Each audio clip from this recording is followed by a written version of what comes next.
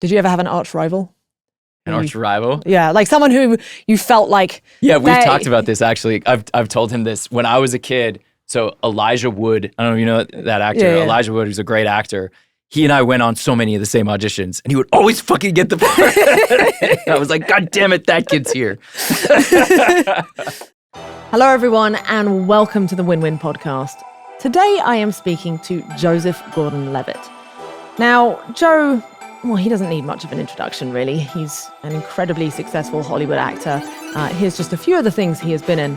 But aside of acting, he's also an incredibly successful writer, director, and producer, including founding the Emmy Award-winning production company, HitRECORD.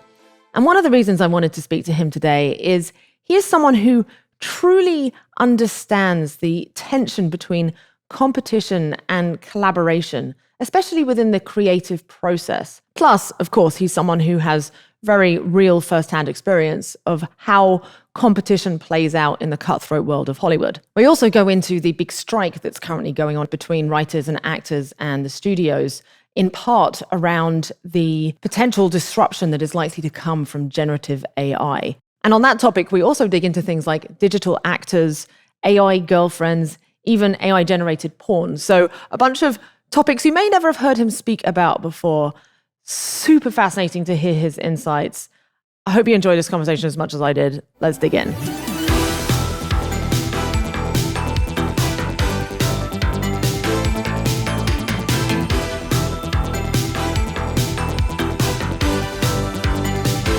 So Joe, there's this huge strike going on, sag-aftra, but also the Writers Guild of America are striking against it, and I can never say it, the AMPTP, who is sort of the studios.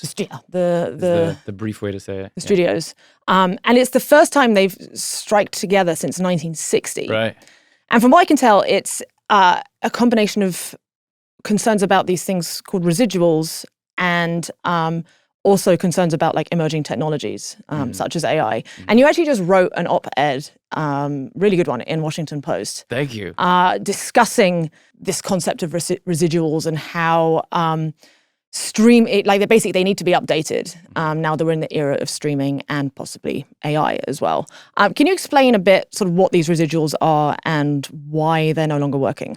Sure. Well, I'll start with just an annoying disclaimer, which is I'm not fully educated on all the deal points being negotiated in between sag-aftra, WGA, and AMPTP. There are other experts you could talk to know a lot more about the strike. The piece I wrote about was sort of taking one aspect of what some of the unions are concerned about, which is AI, and broadening that out to say, like, this is mattering in Hollywood, but Hollywood might be a bit of a canary in the coal mine, and in fact, this might matter to so many industries. But we can get to that in a second, perhaps. Just to answer your question as directly as I can, what are residuals? Residuals are what you call it in show business when you keep getting paid, basically. If I make a movie, I get paid to shoot that movie, but then if that movie is still making money X years later, I am entitled to some piece of that, and I get residual checks. Actors get them, writers get them, directors get them, musicians get them. That's pretty much it.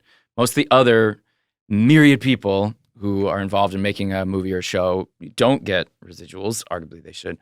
And as you said, the residuals are kind of insufficient when it comes to stuff playing on the streaming services, the Netflix, the Disney Plus, et cetera, because they're new and the residual contracts were negotiated a long time ago. So a big part of what people are striking for now is residuals on these streamers. What I was writing in my piece has less to do with the streamers or kind of show business as it currently exists, and more thinking about how show business might change in light of the rise of artificial intelligence. You talked about this issue of like training data, because so many of these generative AI tools, they're trained off just millions or billions of images or footage or whatever, pieces of writing that just currently exist on the internet. And people's hard work is being used to create these tools, which then they cannot monetize. And not only can they not monetize it, but it's likely to also then put a percentage of them, and a growing percentage of them, out of a job. So what kind of structure could be implemented to like mitigate that effect? So the basic principle that I advocated in my piece is that if an AI uses your work, it should pay you. And so if someone's work is included in that training data that trains an AI model, then that person deserves some kind of compensation whenever that AI generates revenue. Now that's a tall order that raises all sorts of very complicated questions: who gets how much, et cetera. And it's also a tall order just technologically, in that, as far as I understand the technology, it's actually impossible right now to even track that. They don't even know what training data influences any output that the large language model or any of these AI models make. Right, because they're like kind of inscrutable black boxes. That's part of the problem. That's my understanding. Yeah, there's this whole problem called like the interpretability problem. Right. Where it's just like... Which is crazy, which is just so crazy that there's a new technology that's extremely powerful and going to change the whole world. If you ask the people who built it, how does it work? They're like, we don't know. Yeah. It just works. We put an input, we get an output. We kind of trained it through a trial and error thing. We told it when we liked what it did. We told it when we didn't like what it did. And we don't know what it's going to do. But it's pretty good. Look at this pretty picture it made. Isn't it nice? Oh, you want a funny poem about yourself in the style of Shakespeare? Here you go. And then we're just like, well, this is so fun. So yeah, it's almost like, when it comes to art, you're taking a vibe, right? It's ingesting a vibe that someone has created, and it's outputting a slightly different vibe in a more efficient way. Yeah. Well, the temptation, I think, and so a lot of the responses that I've gotten to the piece, one of the I think most one of the responses that's worth the most consideration, that I think is the most interesting sort of rebuttal to my position, is, hey, don't humans do the same thing?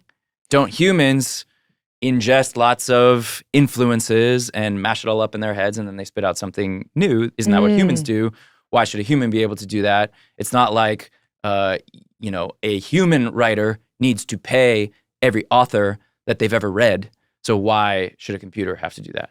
And I think that's a really interesting rebuttal. It gets, to me, right to the crux of a very basic philosophical question, which is, well, are these systems the same as humans? I would point to some important differences. A human, if we use the example of the human writer who's read lots of books, why doesn't that human writer need to pay the authors of all the books that they've read? Well, the human writer is combining those books that they've read with a lifetime of unique human experience, and a large language model is not. Now, a response to that, forgive me if I'm monologuing, but this is something I enjoy thinking about. A response to that could be, well, eventually AIs will have their own lifetime of experience, and they'll be, who knows what they'll have, but you could fix a particular camera feed and a particular audio feed and particular whatever other sensors or inputs you want to, assign to a particular AI large language model, and turn it on for 10 years or whatever, and say, now that thing has 10 years of experience, and it's processing all of that video and audio and other sensor data, in addition to all of this, the training data that's currently used with normal large language models. And then, would that be the same as a human? It's a good question. I mean, I don't think you can even use like time in the same way. Yeah. Because these things are operating at a different speed internally. Like their clock speed is like legitimately different to a human brain. Yes, that's true too. 10 years in human time is not the same as 10 years in machine time. Very true. It could be getting 10 years of experience in 30 seconds. Like, honestly. I think that's right, that time is just not a one-to-one thing. No. But I think there's actually 100 different factors like that, of where it's not a one-to-one thing. And so for me, the comparisons feel... they feel like projection. They feel not totally dissimilar to how some people personify their cars. And of course, there are important differences between a large language model and a car. But some people feel very personally and emotionally connected to their car. And they name their car and they talk to their car. And when their car is not doing well, they feel like the car is hurt. And, they end up having relationships. Well, more and more, we're going to start having relationships with these, models. And is the car a sentient being? Where do we cross over? Where's the Where's the line where we say the car's not sentient and this large language model is? I'm not claiming to have an answer to that, but I think it's sort of flip and misanthropic, in my opinion, to too quickly compare the large language models and the humans and make the claim, the rebuttal to my assertion that a human maybe deserves residuals in a different way than a large language model does. Yeah, and the thing is, we can see the real world harms that are going to emerge on humans. We're going to see people losing their jobs. And again, it's often, going back to the movie industry, it's presumably going to be the actors and the industry people who aren't the big stars. They don't necessarily have a voice, but they are actually an integral part of the ecosystem. Yep. And if more and more of them are losing their work, also it raises the other problem. If eventually enough people are going to go out of work, then there's not going to be any new training data. Yes. Yeah. So now it's going to be just like this like recursive training upon itself. And then we might even start to lose the sort of the soul of the human essence. I think that is a real concern. And I would hope that if a residuals program like this, if you take it to the nth degree and you imagine the most kind of optimistic version of it, it would properly incentivize the continuation of human creativity, not in a let's look backwards and do it how we did it in the past kind of way, but let's create a well-running market dynamic for the continuation of human creativity. And as AI models are sort of harvesting the human creativity, there is proper incentive and compensation for humans to continue to be creative. Yeah, because you even actually made a really good point around even medical professionals. You said in your article, a doctor's work produces a lot of intellectual property in the form of medical records, and many doctors sign contracts allowing hospitals or whoever to take sole ownership of those medical records. But if the doctors had known this intellectual property would be used as training data for an AI that would then put them out of a job forever, they too would never have signed those contracts. So like this, it seems really crucial to figure out, because the movie industry is probably one of the first places where this is going to impact, because it turns out that making art with AI is, I always assumed it was going to be science or something like more, accounting or robotics. I always thought art would be the last untouchable thing. I used to think that too. It's funny how I was totally wrong about that. Yeah. I suspect it's something to do a little bit with good art actually has sort of an error rate in it. Yes. There's this unpredictability, and it's okay to have errors, and those errors are actually what create this like nuance and this uncertainty. You don't have to get it exactly right. There is no exactly right in art. That's why these LLMs are good at it. Things that they have to get exactly right reliably, they can't do yet. Yeah. But I want to just emphasize the point you made. I'm not just talking about Hollywood. I don't know that I would have written that piece if it were just about Hollywood. That would be less interesting and less relevant to me.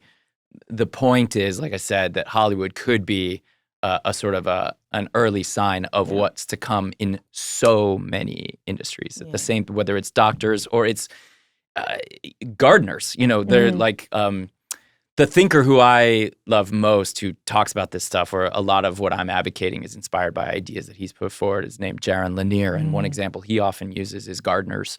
That if you imagine a future of gardeners, what's going to happen soon enough is, and I'm just kind of paraphrasing what he says here, the Google cameras will show up and observe 1 trillion gardeners and what they do, and turn that into data and crunch the numbers and infer, therefore, how to power the robots that then do gardener work. Because it'd be way easier to just watch the human gardeners and train an AI rather than programming the gardener robots how to garden. They won't be able to do that.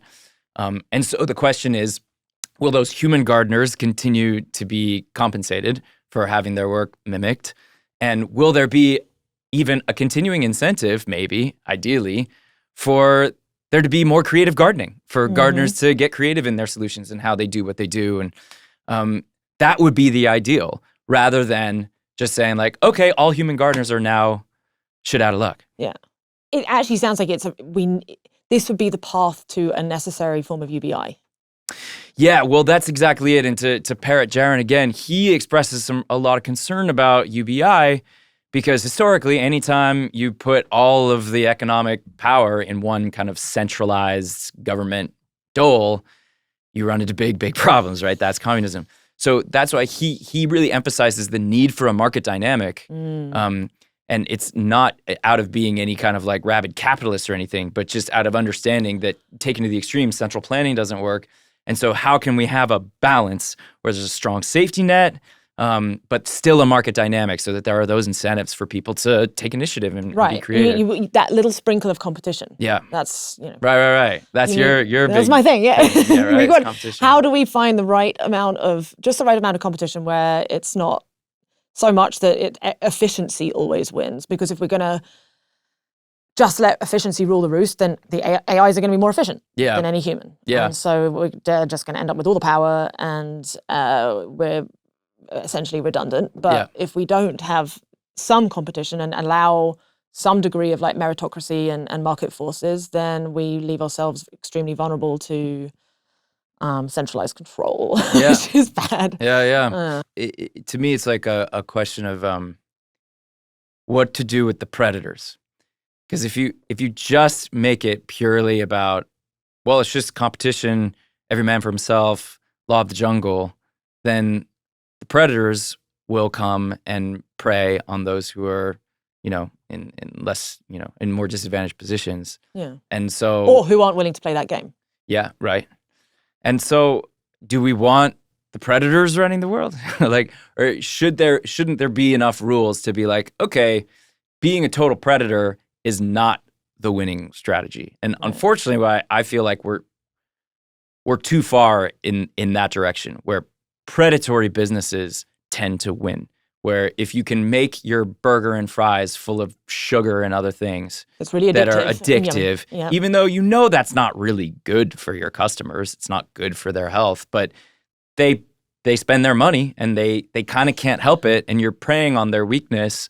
But McDonald's wins. Well, is that what we want? Or wouldn't it be better if there were enough rules to where you can't be the winner by being the worst predator? Basically, rules that realign the incentives such that the biggest payouts go to the companies that actually do the things that are best for everybody, that actually enrich and uplift their consumers as opposed to addict them and get them hooked in this was unhealthy. That's it. And I get how that's hard, because who gets to decide what's good for people? What should they be eating? And, I guess libertarian argument would go, well, no people should decide that. It should just be up to the market.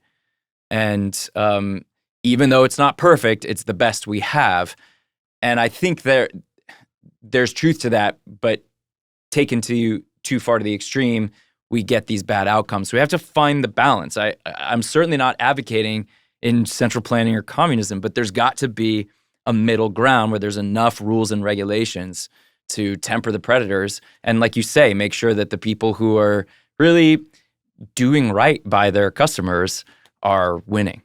You mentioned this idea of junk food. It made me think, a thing that really scares me is the idea of, storytelling is one of the most powerful tools we've had. Writing, human writing.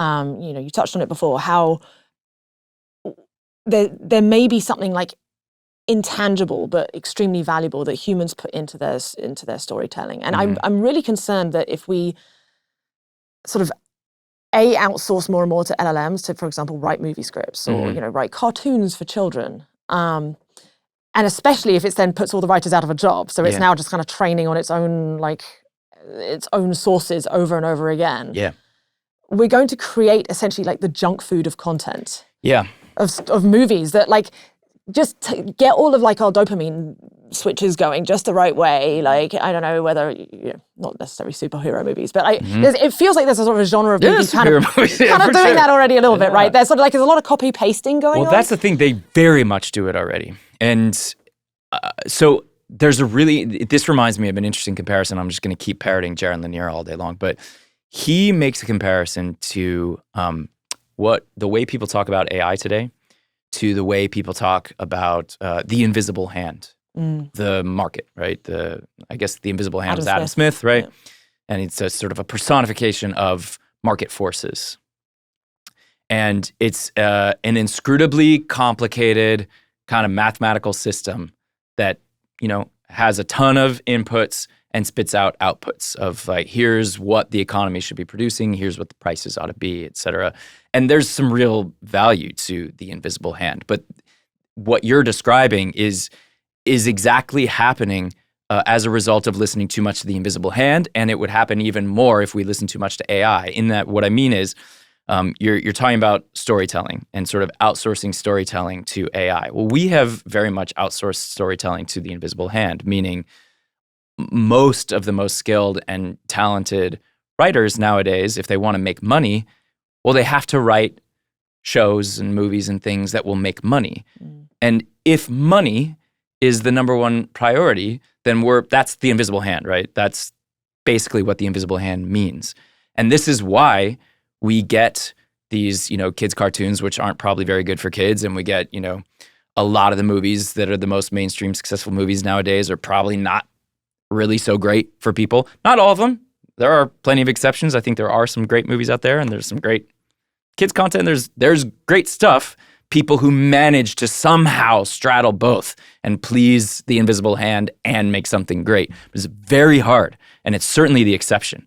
And much more common is stuff that really makes a lot of money. And no, it's not so good for anybody, but it made a lot of money. It's the tyranny of using a single metric to define success. Yeah, so there you go. And so I feel like a lot of what could happen with us outsourcing more and more decision-making and work to AI is sort of taking what's happened with runaway capitalism and amplifying it a lot. Yeah.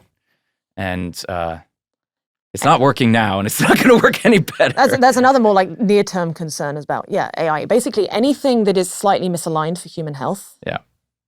The thing with AI is that, by definition, intelligence, if you can hack intelligence, it's multi-use. It's omni-use. Mm-hmm. So anything that there is an incentive to use it for, it will be used for. So that includes everything that's really good for us, but everything that's really bad for us. And if you're already in like a system which is slightly misaligned for actually what's good for human health and the biosphere and everything else that we depend upon, you're just going to speed up that dial. That's right. Just speeding the whole process up. So, yeah. And now is the time to be having this conversation. Yes.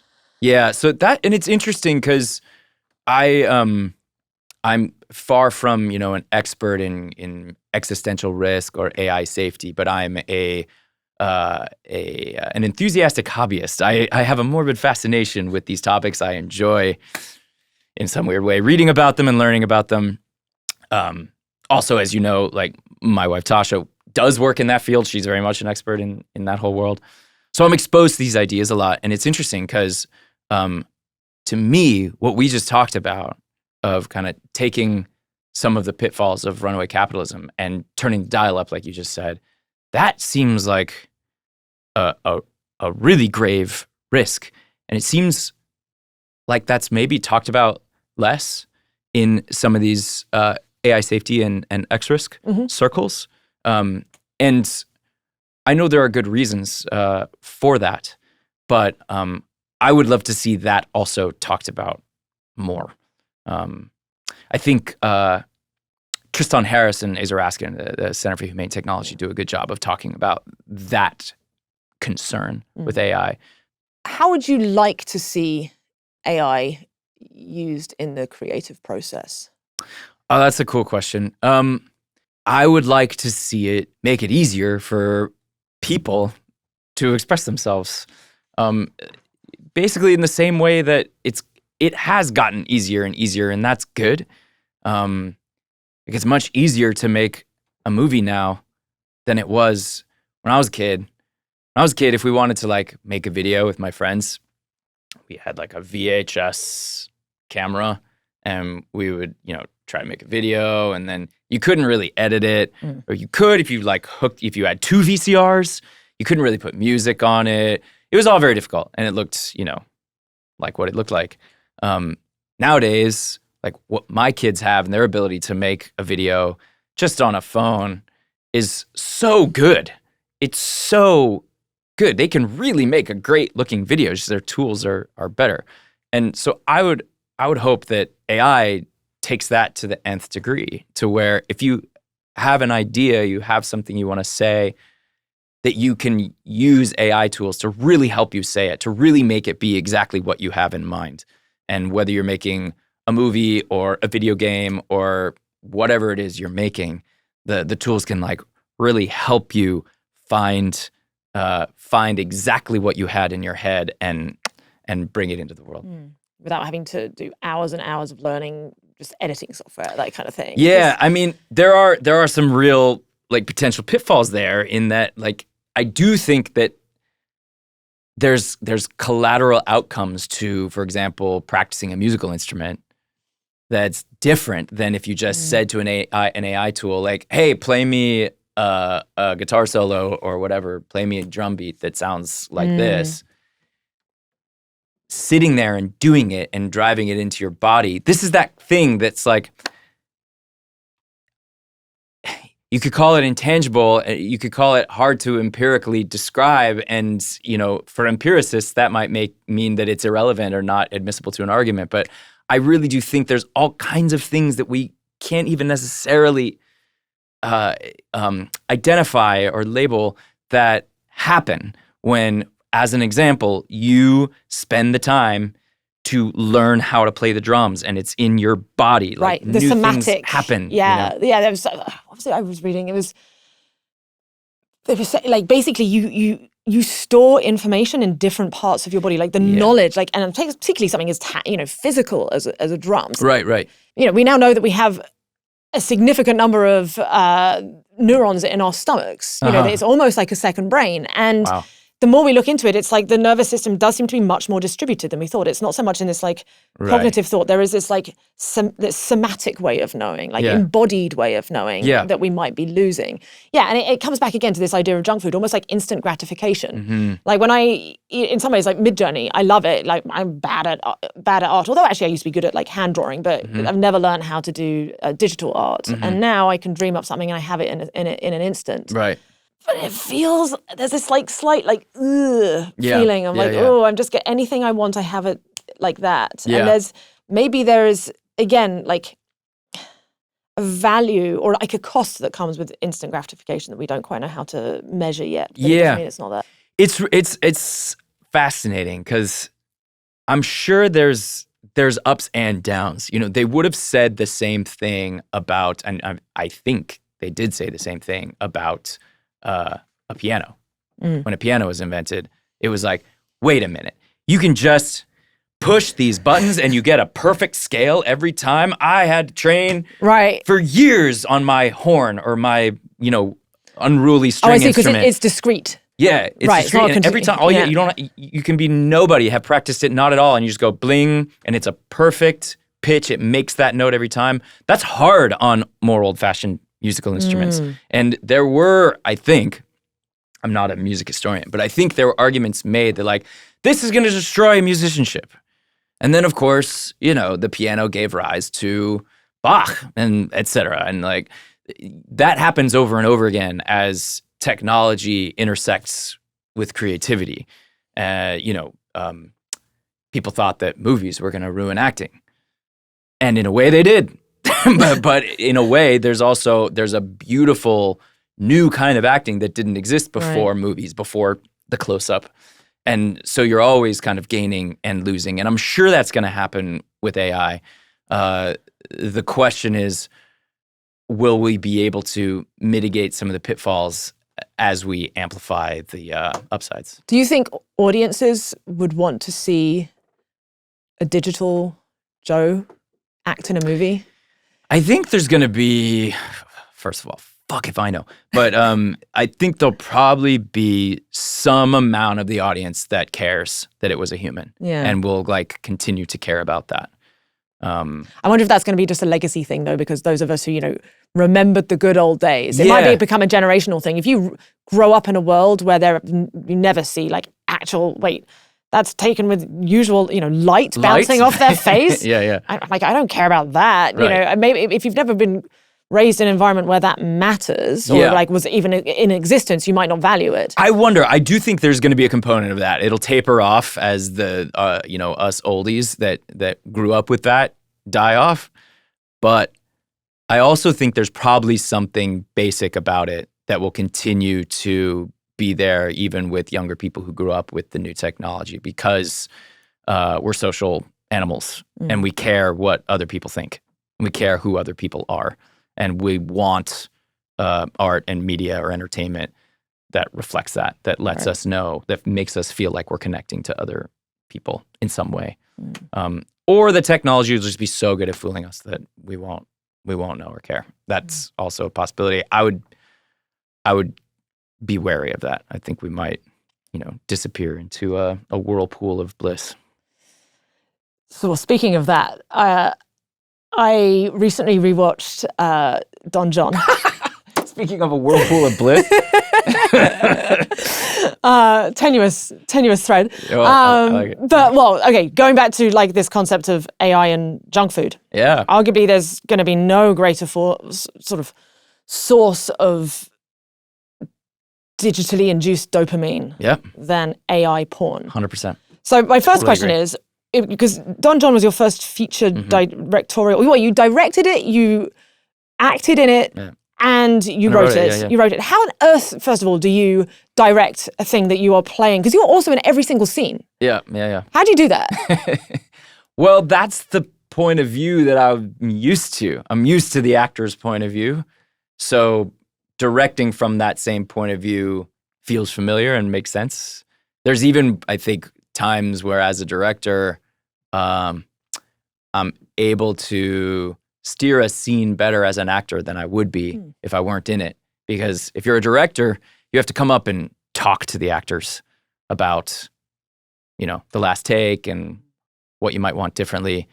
And sometimes just putting those things into words can be distracting. Whereas... And sort of take you out of the moment. Yeah. Whereas, like, if I'm acting in a scene and I get a sense that, like, I think the scene needs to be a bit more this way, sometimes I can steer it that way just by what I'm doing in my performance. The other actors, good actors will all pick up on what the other's doing, and it'll happen in a more kind of subtle and less explicit way. So there are upsides. At the same time, you're totally right. It's there's also downsides. There's a reason why usually there's the actors on camera and then there's a director who's not on camera. And I've done a number of things now where I'm doing both, and I do think I probably suffer the downsides. I look forward to I want to at some point soon direct something I'm not acting in. Sounds easy.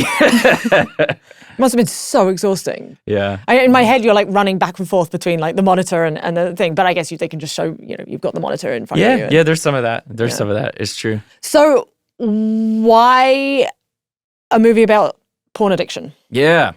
Well, it's exactly, I actually really like your segue, even though I laughed at it. And it's one of the reasons I continue to be very proud that that's my first movie, because I do think that porn and or broadening it out, just addictive media technology, is one of the greatest threats to our civilization on the horizon. And depending on how you define porn, everything's fucking porn. Right. Whether it's explicit sex porn, or it's news porn, or it's movie porn, or it's entertainment porn, whatever. like TikTok, just something that's served up. Like my my Instagram feed is just all these animal videos that just hijack my brain. Exactly. I'm very entertained, but I'm like entertaining myself to death. Yes. Amusing ourselves to death. Do you know that book? No, I've heard of it. Yeah, I've not read it yet. It's a great book. But because that's, how would you really define porn? You could say, well, a porn is if you can see the penis entering the vagina. Like, is that what we're actually defining as porn? I don't think that's the most important definition of what you'd really call pornographic media. I think, to me, it's what you just said. Is it hijacking your brain? Is it, there's that Daniel Kahneman book, Thinking Fast and Slow. Right.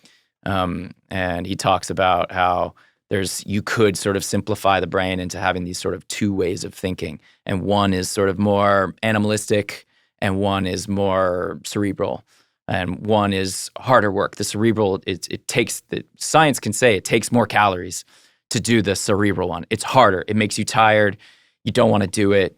But you can get good at it. You can build up those muscles, and it can be invigorating if you get used to it, but it's tiring. Whereas what he calls system one, the more sort of animalistic, primal thinking, it comes very easily. It's addictive. It's doesn't take as much energy, and you can just go and go and go and like bliss out on it.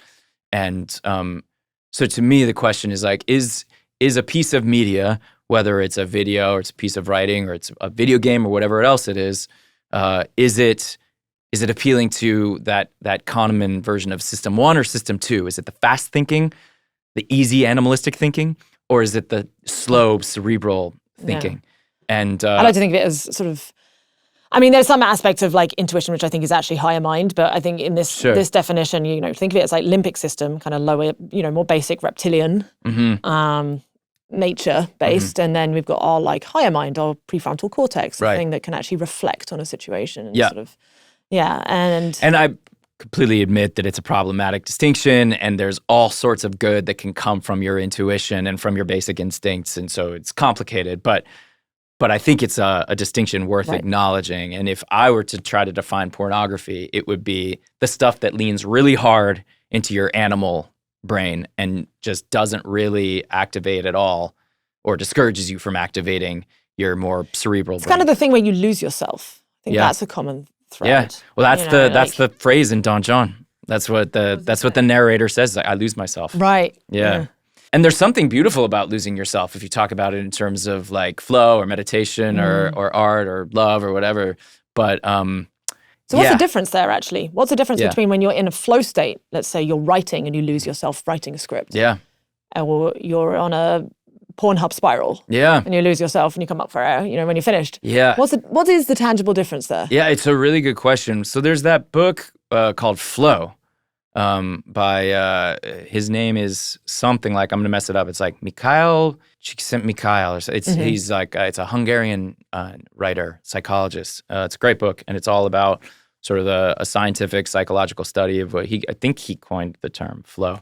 And I believe he talks about how there are versions of it you can get from addictive behavior like gambling or sex or things like that, but there's different versions of that. I mean, like, you're a very successful and very artful, poker player.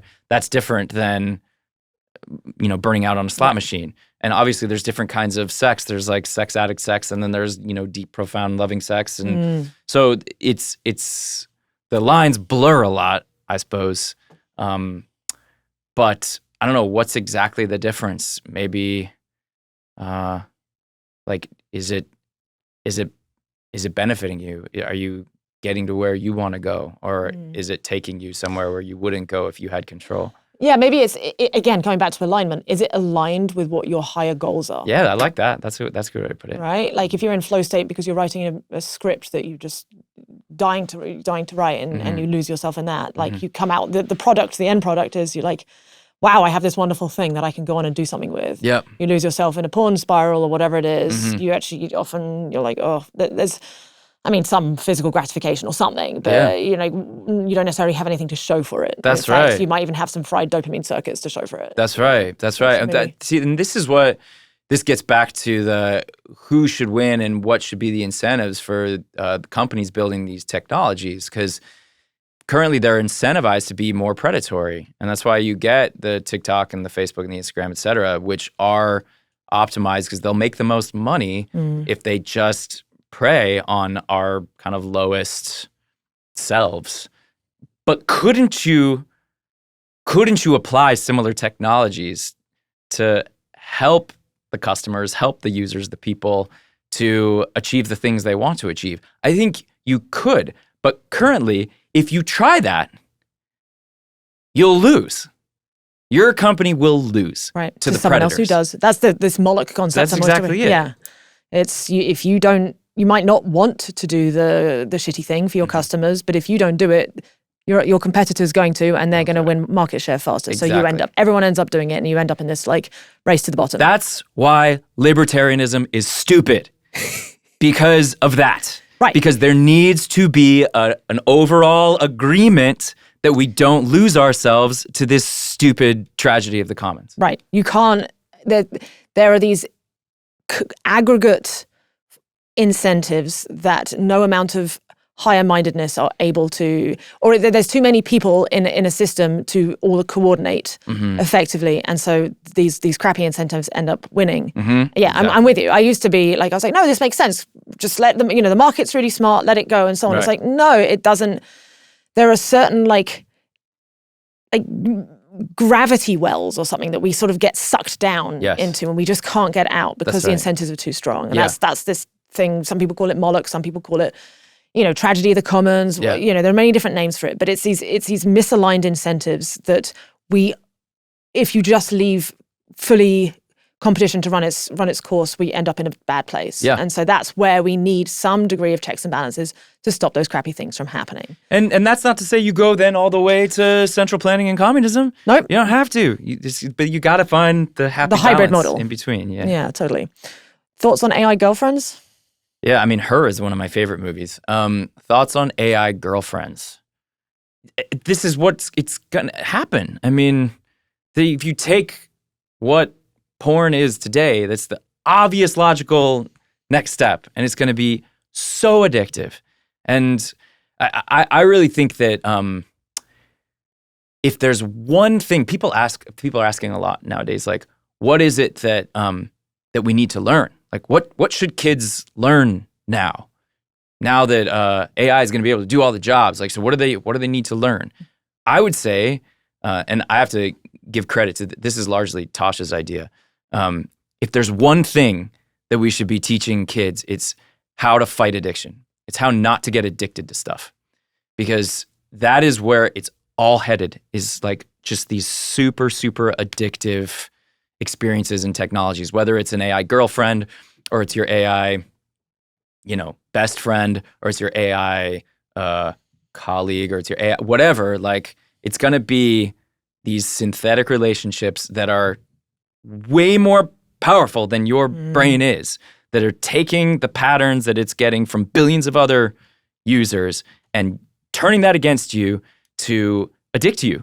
And it'll be extremely hard to break out of, probably harder than heroin or whatever else.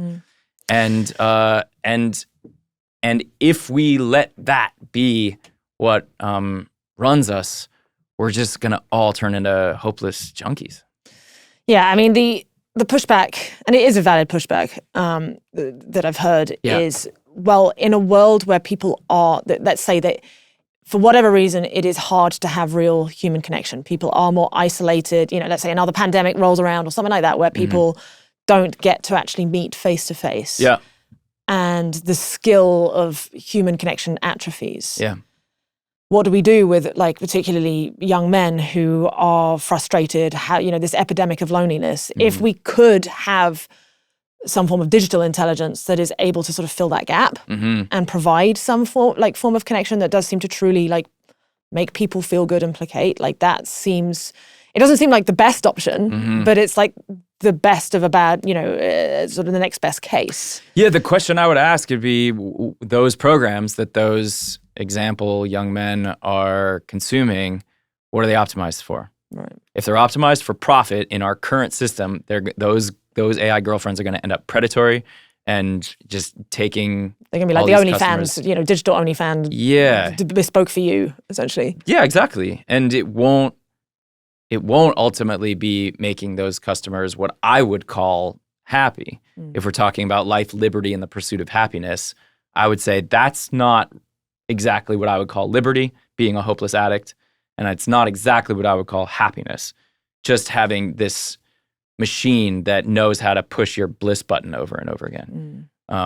Whereas if it were something like, I don't know, if there's this novel, The Diamond Age, where this is a very prescient old novel from the 90s or 80s or something, and the main character is a young woman, and she has this AI kind of book teacher thing that, like, really, she learns a lot and she grows a lot and it's mind expanding. And if AI were doing that, and there were AI companions that were helping people really find what I would call something more like self-actualization or happiness or whatever, I'm open to that as a possibility. I'd love to talk a bit about how competition manifests in Hollywood, particularly in the world of acting. And you're one of the few people who had a very successful child acting career and then also transitioned that into being an actor as an adult. How cutthroat are both of those sort of areas, particularly the child acting? Because I could imagine, in my mind, it seems like a very cutthroat thing.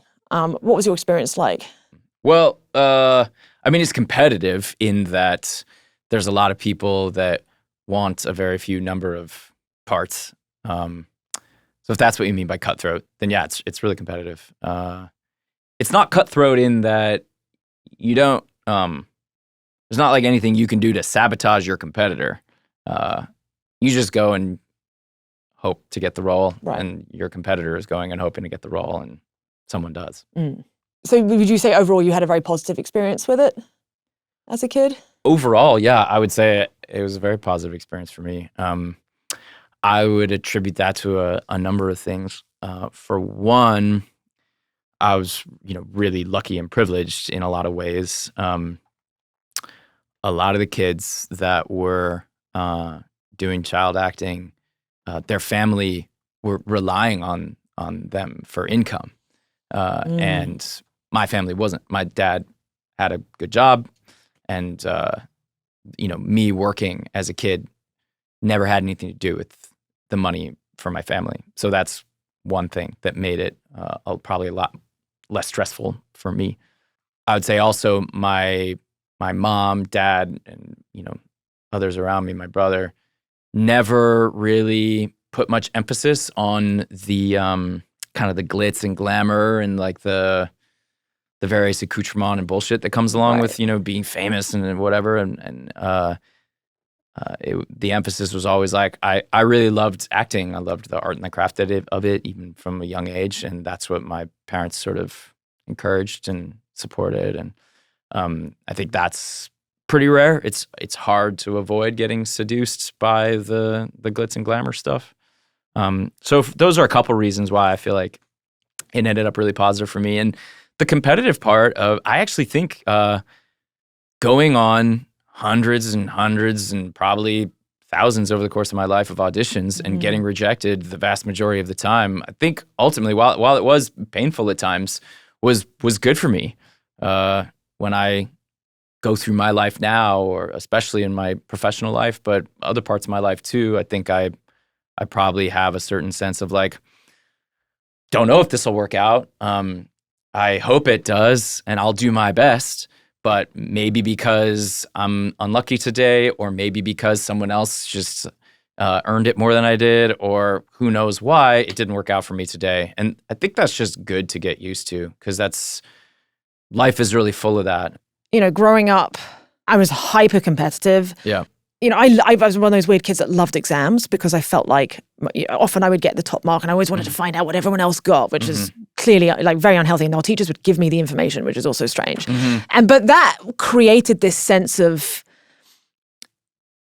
unrealistic expectations of how the world would be. And then I remember I got into, that even continued through university. And my real wake-up call came when I quit and I had to get a job and didn't get the first job I interviewed for. And then, that started getting some struggles there. And it was like, oh, actually the real world maybe isn't as easy, but I'm just getting unlucky. And then I got into poker, and now poker will give you a firm reminder of just like sometimes you play great and the cards won't cooperate. Sometimes you play terribly, you get rewarded. There's all this noisy feedback. Also, especially you're playing tournaments, tournament poker, you only win any money back about 15% of the time. So 85% of the time you actually lose. And it wasn't until I really started experiencing this. If you get 15% of the parts you're auditioning for, that's an incredible number that no one does. So that's what I wanted to ask you. Yeah, what is the failure rate?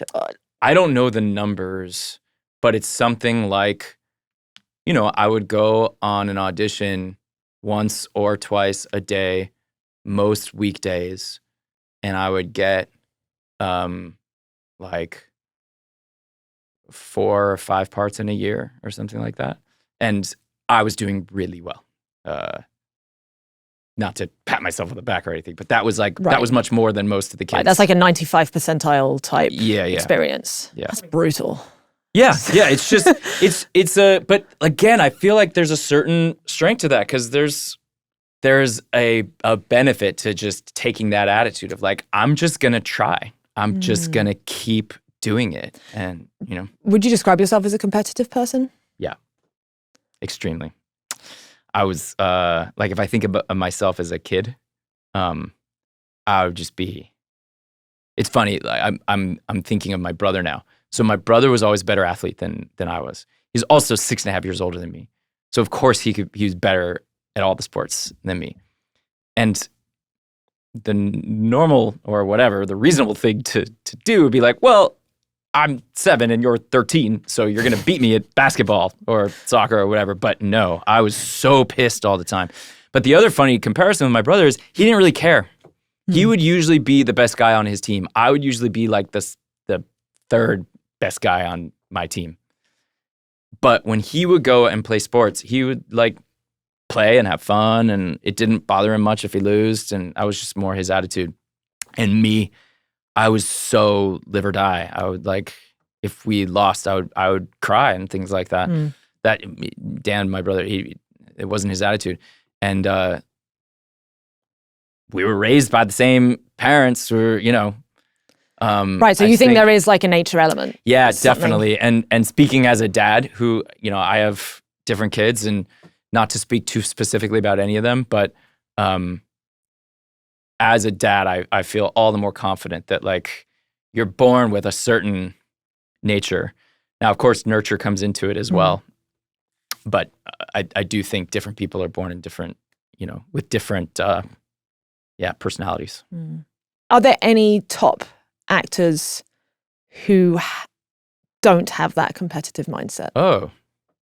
Like, how strongly correlated is it? Do you think it's an integral part, or actually you can be anywhere on the competitive spectrum and still make it to the top? Yeah, I would say most of the actors, I'm not thinking about that. I haven't thought about that. Yeah, I would say that probably the vast majority of actors who work a lot are pretty competitive. Did you ever have an arch rival? An arch rival? Yeah, like someone who you felt like. Yeah, we've talked about this actually. I've told him this when I was a kid. So Elijah Wood, I don't know if you know that actor. Yeah. Elijah Wood, who's a great actor. He and I went on so many of the same auditions, and he would always fucking get the part. I was like, God damn it, that kid's here. The arch rival thing, I think, is interesting because I noticed I would often get competitive against other women in poker. That there weren't many women in poker, but the few that were there that I felt were sort of the same age as me and kind of like the same aesthetic or something, I'd find myself naturally comparing myself to, which was strange. Like, oh, they did well, and she did well in that tournament. Oh, and I'd feel this like pang of competitiveness bordering on jealousy. That in many ways was healthy and would inspire me to work harder, but in other ways it was definitely not healthy. Yeah. And I'm curious whether it's like an aesthetic thing, when it comes to like you compare yourself to like another actor. Maybe did you and Elijah look similar as kids? Yeah. Probably similar enough. Yeah. Did you have same age, like you're talking about, going up? I mean, if you're going for the same parts, it's because consistently you have a certain similarity to you. So yeah, and I that definitely resonates with me. If that feeling of jealousy, I do my best to minimize it because I think it's mostly useless. I don't want to say it's 100% useless because I think there's probably some small morsel of it that drives you forward or something.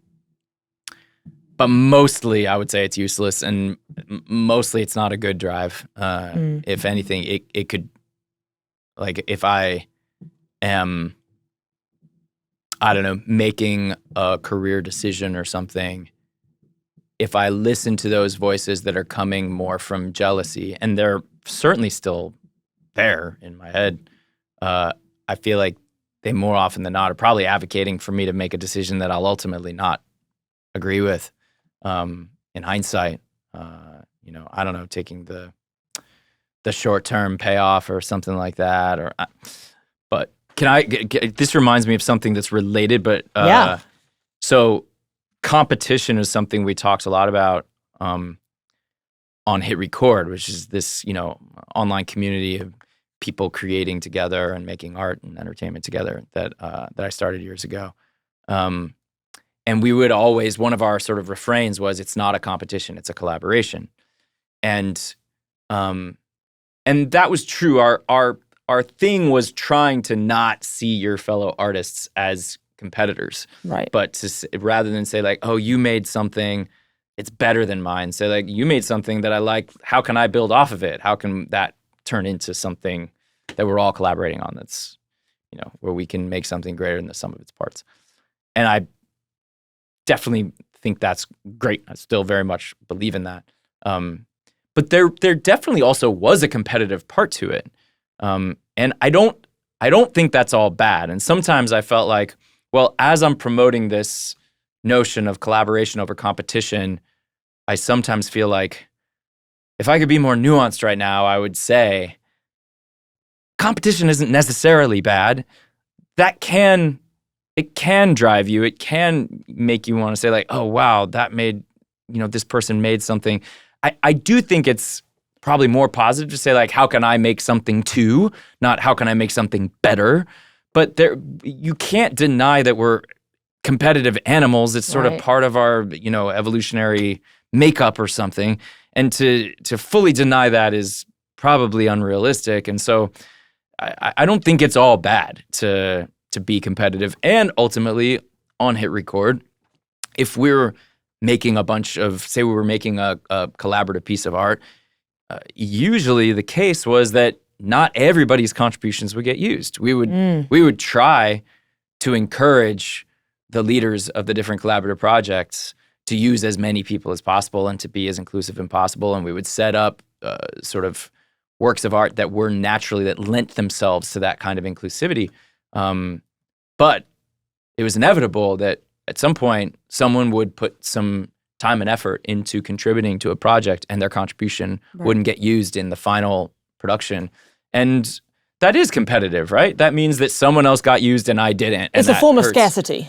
Yeah. Which competition needs to exist, yeah. right? So it's extremely unique in that you have like thousands of contributors, arguably, and you have these like they're very Burning Man-y actually. You have these 9 core values. For anyone who doesn't know, Burning Man is this big festival in the desert that has 10 guiding principles, which are actually quite similar to some of these. You've got, it's not a contest; it's a collaboration. Credit where credit's due. Kindness. As core virtue, enjoy the process more than the results. So that's a very good one in like any aspect of life, frankly. Yeah. And also fair compensation. Yeah.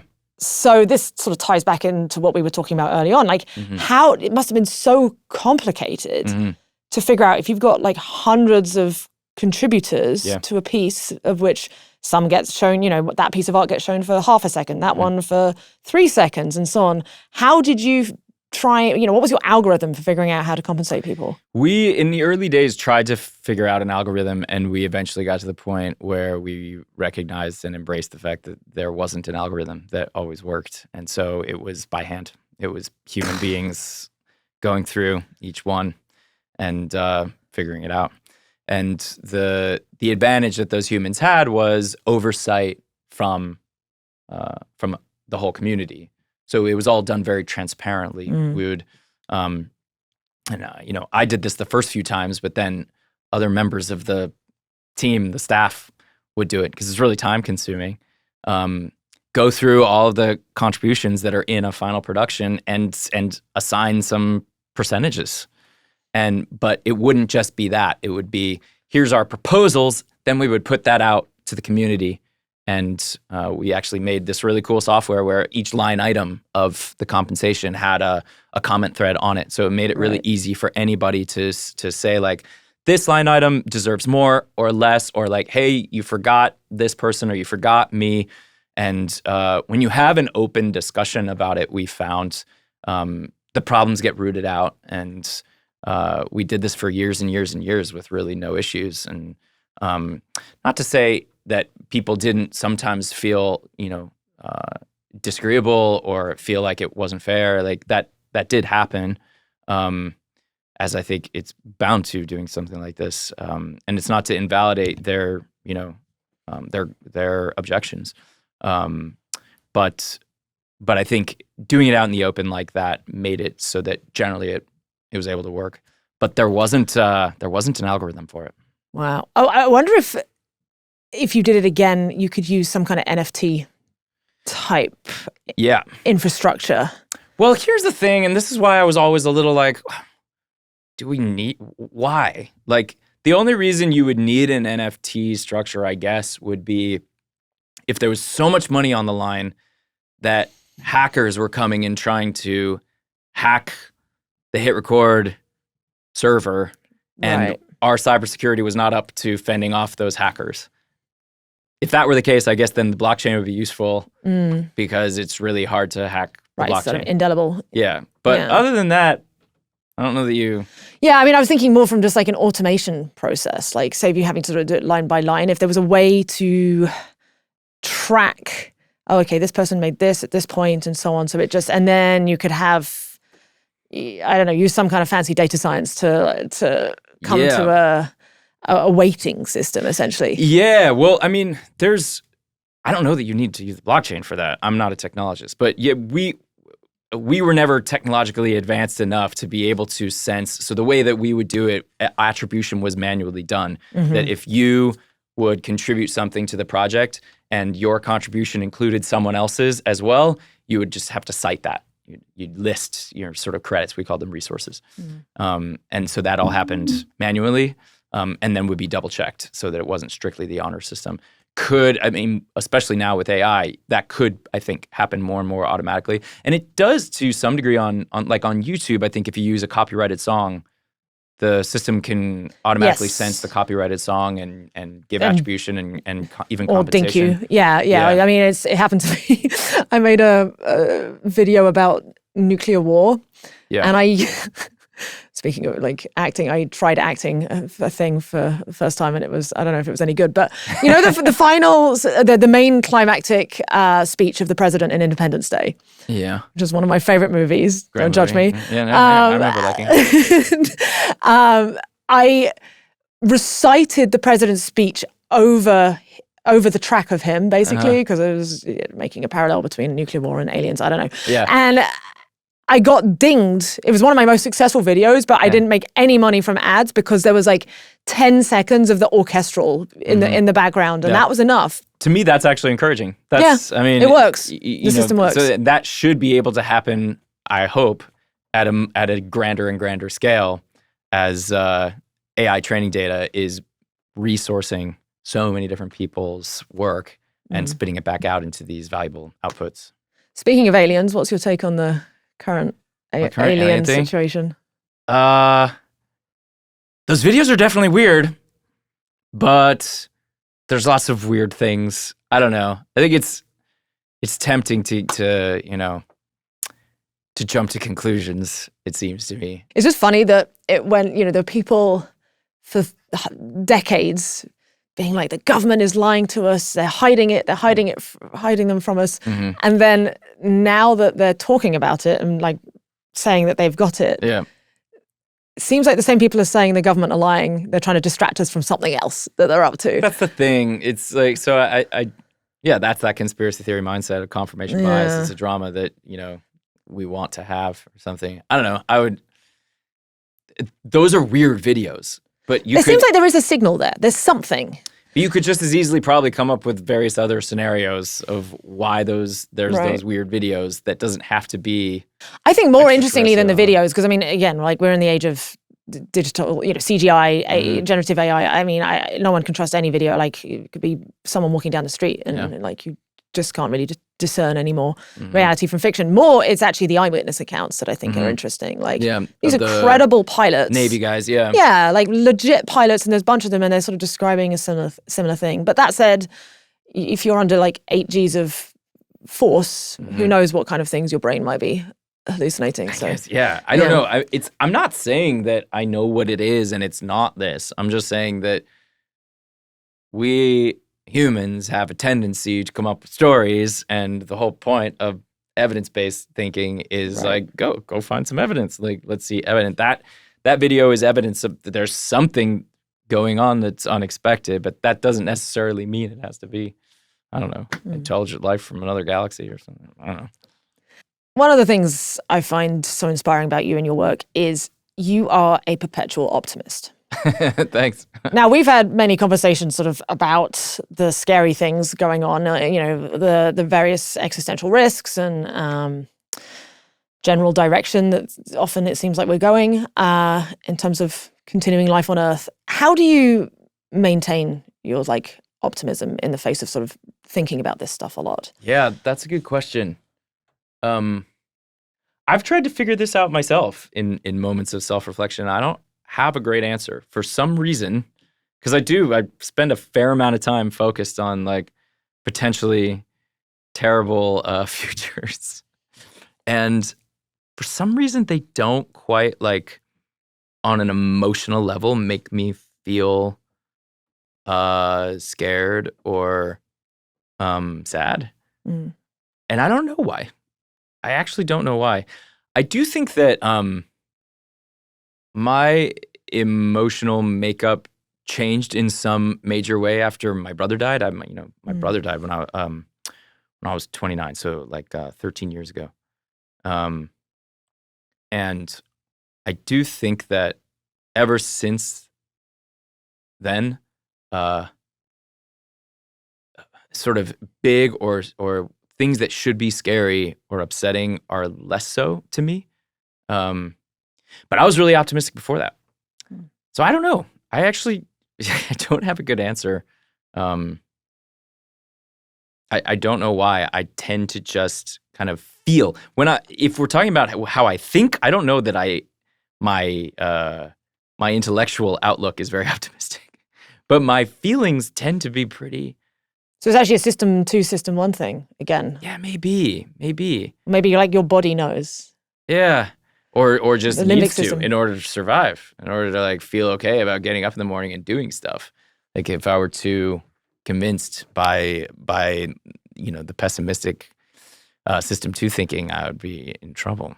Well, I mean, I do think whether or not it's accurate or not, the feeling, your system 1 being optimistic, there is truth to this idea of thoughts create things, feelings create things. Yeah. And a thing that concerns me a lot in TV and movies at the moment is that the ratio of dystopian to utopian or positive visions versus negative visions of the future is so fucked up. Completely agree. It's 20 to 1, more even. More. Look at Black Mirror. It's maybe they've had 1 utopian episode and 20 dystopian or whichever. Yeah, no, it's really true. Why is that, and how do we rectify it? Yeah, I've thought about that a lot, because I've put a lot of effort into trying to write positive sci-fi. Not that I'm the most prolific writer ever in the world, but it's harder. It's just much harder than dystopian sci-fi to fit into mainstream entertainment, because mainstream entertainment needs to be thrilling. There needs to be an identifiable villain, usually, an identifiable conflict. It's just a lot easier to tell a really thrilling and exciting sci-fi story in a dystopian world than in some kind of utopian world. Utopian worlds are really hard to make credible. They just seem phony, I think. And if you don't have a good conflict, then it's not going to be very entertaining. So I've noodled around with lots of different variations on this. I'm working on one now. That's but I'll also be honest, and I don't want to say too much about it because it's in a very early stage. But my initial idea of it was let's figure out how to tell a positive sci-fi story. And as it evolved, and as I was like, okay, but now I also need to make it an interesting story. I think I've kept a good chunk of optimism, but it's had to be accompanied by some pessimism as well.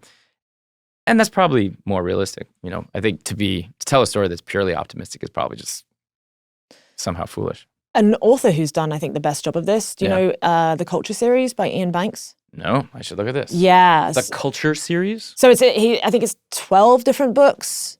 It's set far future where humans and humanoids have, and AI have essentially dominated the galaxy. Yeah. But there are also many different alien species. Mm-hmm. And it's the best depiction of like the kind of society I want to live in, because it's not even a utopia, it's like a protopia. Like they're working, they're always like emerging, and like it's not like they've reached some steady state. They're still working on developing new tech and like giving, but their main optimization function isn't like choice, like maximizing choice for their citizens. You know, if you want to live like this and do that, off you go, but like just don't harm others too much. That's like their guiding principles. And yet he finds a way to weave in drama. And like you know that the resistance and struggle in the characters, and you know there are bad guys within the story, but it's contained within a utopian universe. So it's actually really I will look culture series by Ian Banks. I mean, but also the most popular example of this is Star Trek. Right. Star Trek before it you know, some of the more recent versions. Well, I haven't seen all the, like there's a new Picard show which I haven't seen at all. I'm curious to. Because my favorite Star Trek was the one starring Patrick Stewart, the Star Trek The Next Generation that was on in the 90s. And then, of course, my dad loved the original one. But that was like that. It was not exactly utopian, because there were various conflicts and there were, I guess, wars and stuff. But humanity had made it to the stars and was out exploring and thriving and striving, and technology was amazing, and that felt like really inspiring. Great, but you're right. What sci-fi is doing that nowadays? You've got to write it. Yeah. Yeah. Or I'll adapt the Culture series by Ian Banks. That would be sick. I'll have to read it. Yeah. I'll have to read it. It started here. Awesome. Thank you so much. Yeah, thanks, Liv. This was amazing. Always good to talk to you. Thanks so much for listening, everyone. And of course to Joe for this conversation. Do check out his work. I've linked in the show notes below a bunch of resources, not only of the things that we discussed, but also to HitRECORD. And of course, a bunch of links to Joe's work itself. Go on a binge of his movies. They're so good. And of course, if you enjoyed this, please spread the love, share it online with your friends, however speaks to you. And for those of you who are into YouTube, you can actually now cut segments out of the video. There's this option to do that. I can't explain exactly how, but you'll figure it out if you want to share particular snippets from the show. And either way, thank you so much for listening, and I will see you in 2 weeks.